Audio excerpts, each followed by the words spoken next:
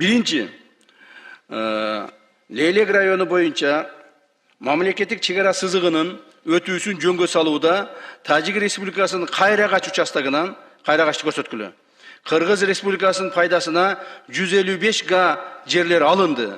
Анан сырткары Тажик Республикасының 35 га аянты менен Кайрagaч анклавы да алынды. Мына Лейлектик, Баткендик биздин депутаттарыбыз жакшы билесиздер. Кайрagaч. Мына бул жер мынау бардыгы. Ушол эмелердин тажиктердин жери болуп турган 155 га жер. Так, ушуну биз алдык. Ана мынау жерде 35 га жер бул анклав болуп турган. Бул да тажиктер ушуну биздин жерибизде ээлеп турушкан. Конечно, бул тактал элек болчу, бирок ошого чейин булар биз дагы мындай документальный эмес, юридический эмес, бирок моральный биз дагы буларга макул болуп жүргөнбүз. Туура 35 гектар жер силердики, 155 гектар жер силердики деп. Ушул жерде булардын заставасы бар эле, Бу жерде заставасы бар эле булардын. Каерде эле ушул жерде, муну жерде өкет. Мына точка ушул жерде болчу. Мына ушул жерде булардын заставасы бар эле. Тигиле буларды полностью карап турушкан. Анан мына бул жерде биздин айылдар бар эле. Бул айылдарда бир 10 чакты түтүн бар эле. 10 чакты түтүн, бирок 10 чакты түтүндүн ичинде жалаң бул жерде эмелер, кыргыздар жашачу. Ой, микрофон алып келбейсиңер бе? Шуну алып келип койсуң. Мен баягы микрофонго сүйлөп атам деп сүйлөй берген турбайм. Урматтуу депутаттар, кечиресиздер, мен микрофонго сүйлөп атам деп сүйлөй берипмин. Мына Кайрagaч деген жер тажиктердин жери болчу. Бул жерде тажиктердин заставасы бар эле. Так. Анан могул жерде 10-дан ашык үй бар эле. Бул үйдө жалаң кыргыздар жашачу. Бирок тажиктер мына заставадан келишип, бул жерлерди толук карап турушкан. Мына бул биздин эмеге кулундуга кеткен жол. Мына кулундуга кеткен жол. Мына могул жерде биздин эмебиз бар, жанагы пост, азыркы күндөгү пост. Азыркы күндө могул жерде Кайрagaч посту, биздин Кайрagaч постубуз жана алардын Кайрagaч посту. Ушул жерде турат. Муну мен кийинчерээк айтып өтөм, бирок азыр сразу эле айтып коеюн, уже посту биз булардын постун 1,5 километр бияка жылдырдык. Эми Кайрагачтагы пост, Лейлектиктер угуп алыңыздар. Кайрагачтагы тажиктердин посту 1,5 километр бияка кетет. Эсиңердеби, могул жерде Лейлек деген пано бар эле. Ошол Лейлек деген панону берип салдыңар тажиктерге деп ызычуу болуп атканбыз. Так, эми булар мына биздин жолдун түбүндө бу жерде посту бар эле. Ушу постуну 1,5 километр мынаяка жылдырып, эми посту мынаяка жылат.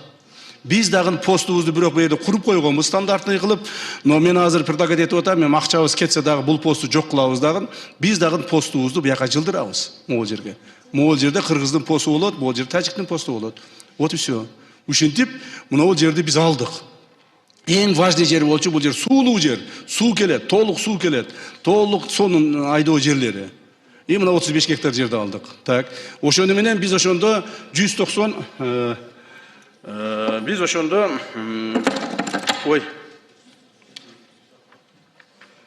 биз ошондо 190 гектар жерди булардан алдык. Түшүндүңөр, урматтуу депутаттар? Мына ушул жерди алдык, 190 гектар жерди алдык.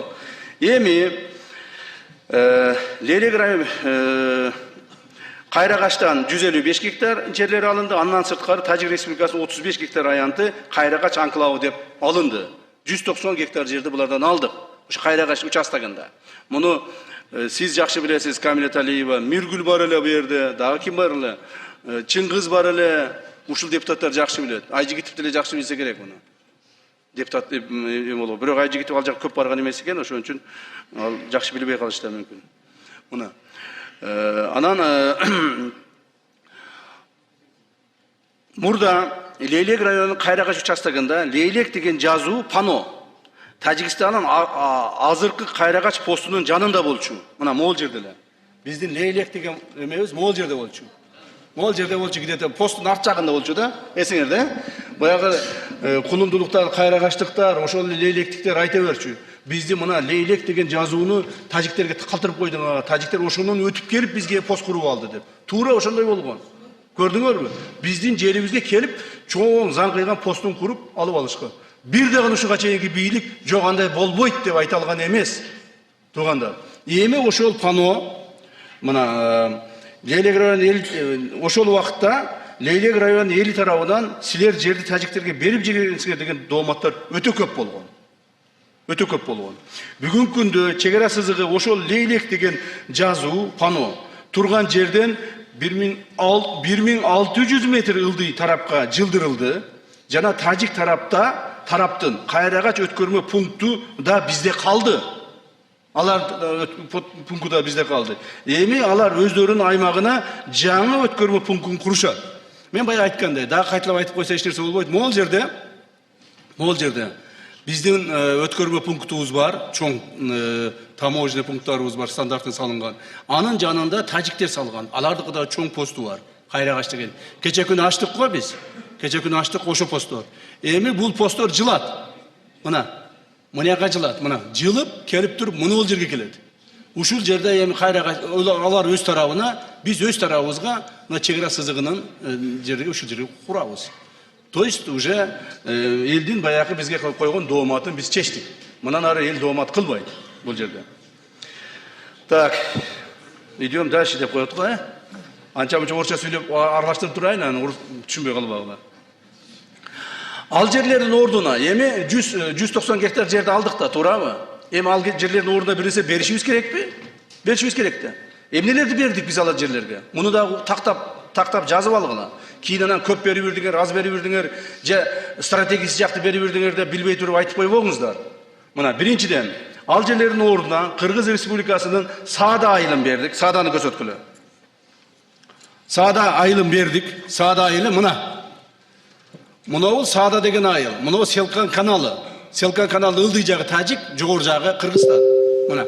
Ушул жерде Саада деген айылыбыз барган. Саада айылында 17 кожолугубуз бар эле, үйүбүз бар эле. Качан болсо, конфликт болсо, бияктан мына тажиктер да, мына тажиктердин айылдары. Келет эле дагы ошол 17 үйдү күйгүзөт эле. Ошол жерден адамдар жабыртатат эле. Булар бардык бияк качып чыгат эле, мына кулундуга качып чыгат эле. Так. Анан кийин кайрадан барып, бу жерде үйлөрдү оңдоп, кайрадан жашамыш болуп, бирок бул жерде адамдар толук жашабайт эле. Селканын ылдый жагында. Ушул жер бизге керек эместигин биз байкадык. Жана чек ара мына Селкан менен болсун, Селкан каналы менен болсун деп туруп, ушул максатта мына 21 га Саада участогун аларга бердик. Бул бир. Экинчи, Разак участогу. Мына Разак участогу. Бул дагы каналдын ылдый жагына жайгашкан. Мына каналдын ылдый жагына жайгашкан, мына Разак айылы, агарык беле, мурдагы агарык беле. Разак айылы, мына ушул жерде мына буларды дагы булар бердик. Бул жерде дагы бир нече үй бар, мен азыр аны атаймын. Мен эмеде цифра бар менде, аны атап берем силерге. Бир нече үйлөр бар. Буларды буну бердик 23-50 гектар жерде. Андан кийин Селкен участок агарыкты бердик. Ошол жерден. Жок, Селкенди бердик, Селкенди. Давайте по порядку. Селкен мына Селкенди бердик, 4 гектар жер.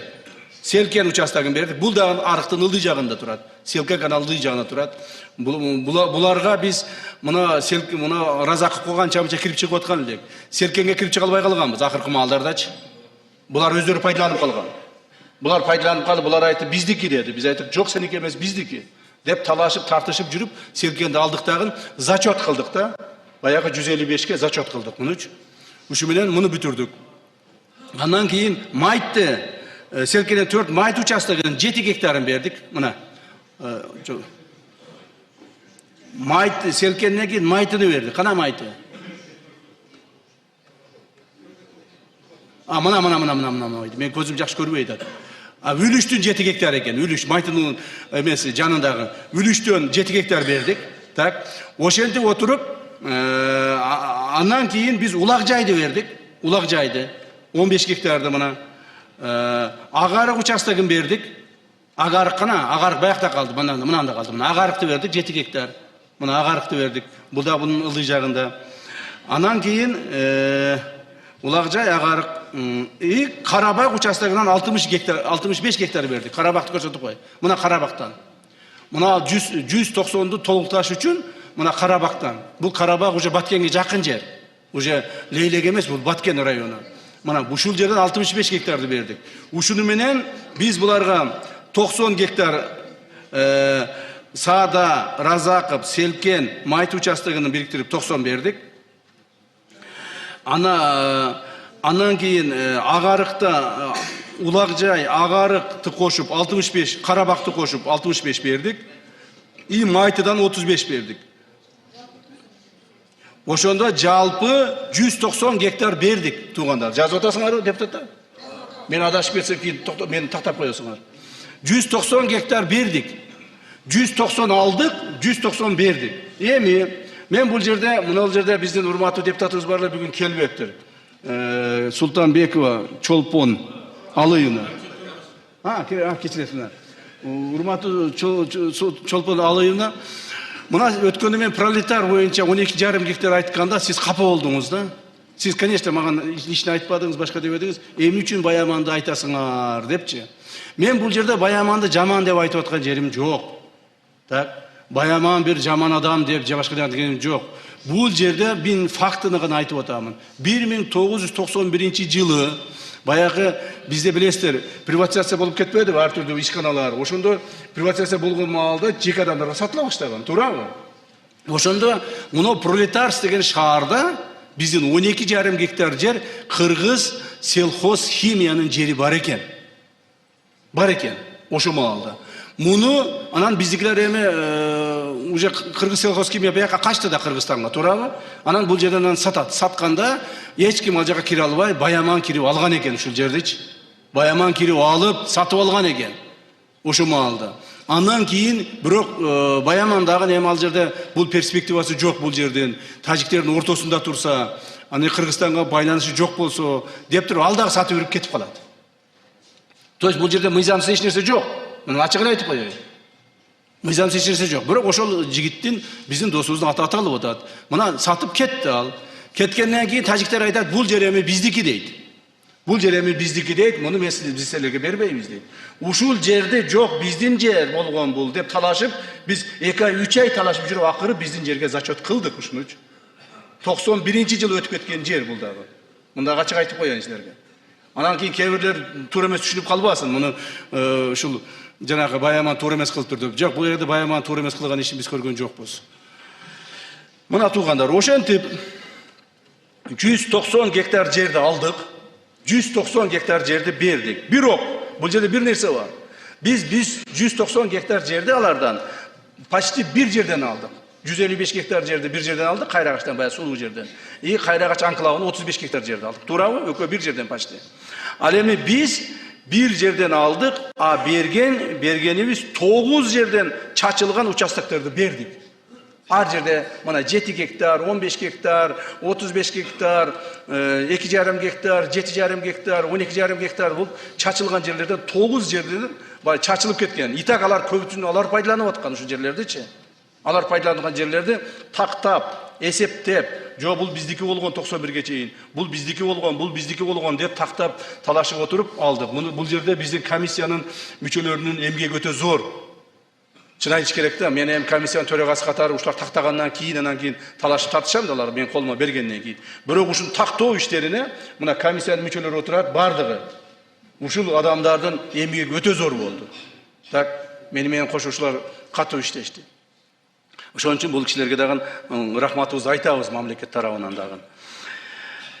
Эми Лейлек районунун кийинкиси. Лейлек районунун Максат айылында шахматтык түрдө жайгашкан турак үйлөр алмашылып, чек ара сызыгы түздөлдү. Максат көрсөтүлөчү. Максатта, урматтуу туугандар, билесиздер Максат айылын.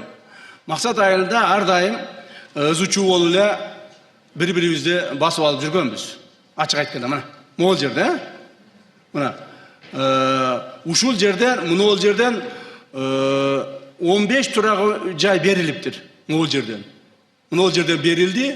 Бирде мурда мындай өтчү эле да, мындай өт. Бул деле өтчү эмес. Мурда мындай условный сызыктар болгон, анан биздин адамдар берги үй салып алган. Жолдун бияк бетинечи үй салып алышкан, ызычуу болуш эле урушталашып, анан ошо үйлөр постоянно күйүп, ошол үйлөр постоянно талкаланып жүрчү эле. Анан кийин биз муну бердик дагы. Муну ол жерден булардан 16 турак үй бар, чоң жерди кошуп алдык өзүбүзгө. Мына жолдун мына жерде болбостон, бир жерде болбостон, моундай болсун деп туруп мына жерди кошуп алдык. Ушинтип бул жерди алмаштык биз. То есть ошондо жолдун буяк бети, аркы бети тажик, берки бети кыргыз болуп калды, Максат айылы болуп калды. Могул жерде билесиздер, мына стадион. Stadionun talaşıp tartışıp öyle şeyler atışıp mogul жерде биздин застава бар, билесиңер. Ушу заставабызды өткөндө алиги чыр-чатактада күйүп кетип, ызычуу болгон. Бирок принципиальный заставаны биз алып калдык. Мына могул немеден келген жол, жанагы сайдан чыккан жол, мына чыгып келип туруп, ушул жерден мунобул жерлерде айылдарыбыз бар эле, бир 10 чакты үй болуш керек. Ушул жерден заставаны кошуп туруп алып калдык. Булар айтты деди, түз өтөйлү деди. Түз өтөйлү, мынау үйүңөргө биз компенсация берейли, мынау заставаңарга компенсация берейли, мына түз эле өтөйлү жол катары деп, ушуну дагы бир көп талаштык, ызычуу болуп. Биз айттык, жок, болбойт. Себеби мынау застава бул биз үчүн өтө керек застава, себеби биз баяктарды карап, байкап турушубуз керек деп бербей койдум. Туура кылдымбы ушуну? Мына ушундай болду. Мына ушинтип анан ушундай кылып алдык да, мына. Баягы күнтүп кетти. Түшүндүңөр,